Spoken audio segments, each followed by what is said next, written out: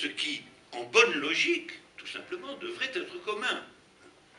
Parce que ce dont tout le monde a besoin, il n'y a pas de raison que ça dépende de façon déterminée par les humeurs d'un certain nombre de propriétaires. On peut toujours soupçonner qu'ils vont fabriquer, produire, faire propagande, etc., pas du tout pour les produits qui sont les plus utiles au commun, mais pour les produits qui sont les plus utiles à leur tiroir-pièce. Et on peut démontrer que c'est bien ce qui se passe. Et donc, changer le monde aujourd'hui, c'est le projet, tout de même grandiose, de sortir du néolithique.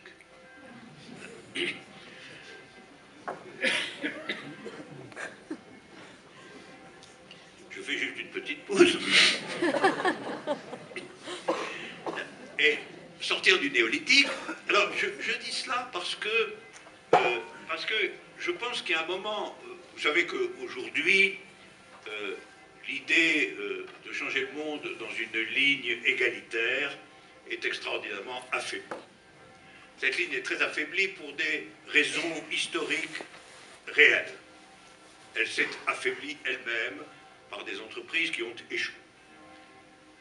Nous n'allons pas discuter ici de cet échec, nous en reconnaissons l'existence, tout le monde, et nous savons qu'un échec dans les tentatives de changer le monde sont des échecs graves, quels qu'ils soient.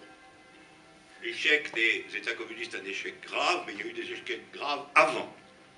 Par exemple, l'écrasement dans le sang de la Commune de Paris a brisé le mouvement ouvrier français pendant des décennies.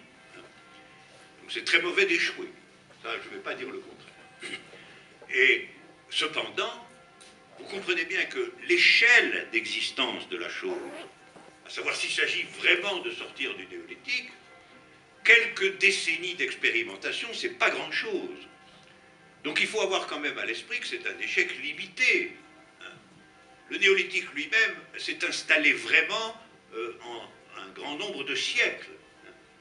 Et on ne peut pas demander à ceux qui sont partisans de sortir du néolithique de réussir en 50 ans. Ça, ce n'est pas exact. Donc, il faut admettre qu'il y aura inévitablement toute une série de tentatives difficiles, d'échecs graves, de recul en arrière, de remontée sur la scène des libéraux, de nouvelles périodes d'accélération de la concentration du capital, etc., etc. Tout ça va tisser notre histoire. Mais dans cette histoire, je maintiens que de deux choses l'une, ou bien on continue dans le consensus sur le fait que l'inégalité est inévitable, parce que c'est ça le dogme principal aujourd'hui, parce que c'est elle qui permet l'exaltation concurrentielle de la nouveauté, voilà, on continue dans cette voie-là, ou bien alors et donc on abandonne l'idée de sortir du néolithique. Il y a un auteur, vous avez peut-être entendu parler, Fukuyama, qui pense que le capitalisme un peu démocratique, comme celui que nous connaissons, c'est la fin de l'histoire. Il ferait mieux de dire que c'est la continuation indéfinie du néolithique.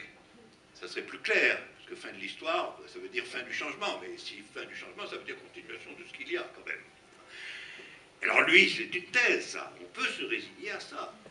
On peut dire, vu l'état de faiblesse extrême de l'hypothèse alternative, que c'est comme ça, mais si c'est comme ça, il faudra accepter quand même de graves mutilations de l'espace de liberté d'une grande majorité de l'humanité. Une grande majorité de l'humanité. Ou bien alors on adopte la thèse qu'il faut en effet sortir du néolithique, et cela veut dire qu'il faut réinventer un système d'organisation de la production qui ne soit pas centré sur l'appropriation privée. C'est une vieille histoire, c'est une très vieille histoire, mais je ne vois pas comment on pourrait faire autrement. Parce que le système de l'appropriation privée, comme déjà Rousseau l'avait parfaitement vu, c'est la clé de l'instauration néolithique de l'organisation de l'humanité. Et vous voyez, cette organisation de l'humanité a permis des inventions et des progrès considérables.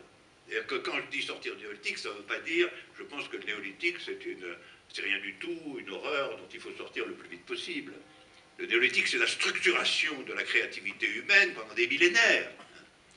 Mais ce que nous devons maintenant, comme ont commencé à le faire les révolutionnaires du XIXe siècle, ce que nous devons faire, c'est examiner le prix payé pour cette invention et ce progrès extraordinaire de l'humanité.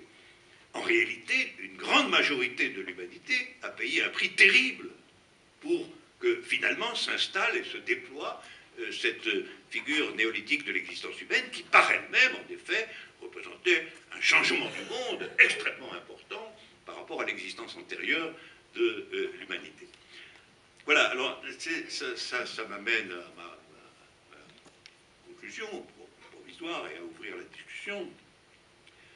Je pense que aujourd'hui, l'expression changer le monde doit en effet assumer une interprétation des deux énoncés fondamentaux de l'international. Le monde doit changer de base et nous ne sommes rien, soyons tout.